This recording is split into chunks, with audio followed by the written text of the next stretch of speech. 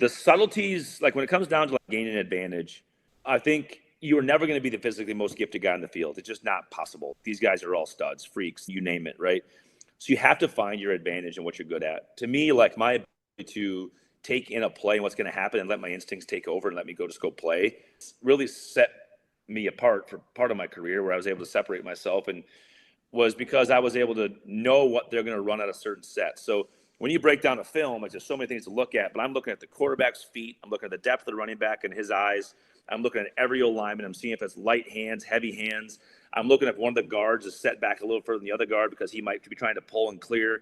I'm looking at every motion. I'm looking at every alignment of my receiver outside of me because that's going to dictate the route or if he's trying to crack or get an advantage in a defensive blocking situation.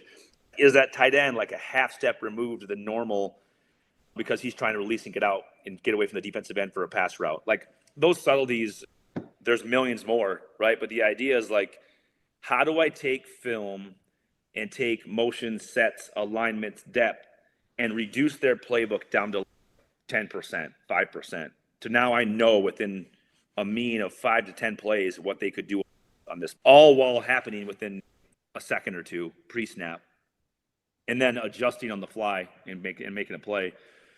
But I can't tell you, like thinking back to, especially when we were in the Tampa 2 system early on, like you get a light guard and a pull power play away from you. There's a small gap in the backside A gap that I could shoot and go get a TFL. But if the window closes and I don't make it, my gap open, it could be exploited. Understanding when to take that risk and when not to take that risk.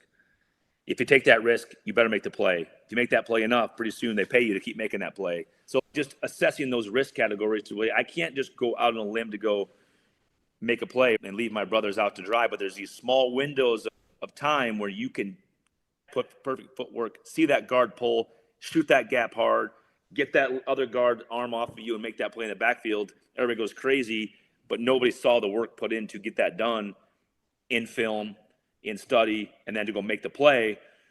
And that's what obviously organizations are looking for, is solid, stable guys they can count on in the locker room, in the weight room, in an organization.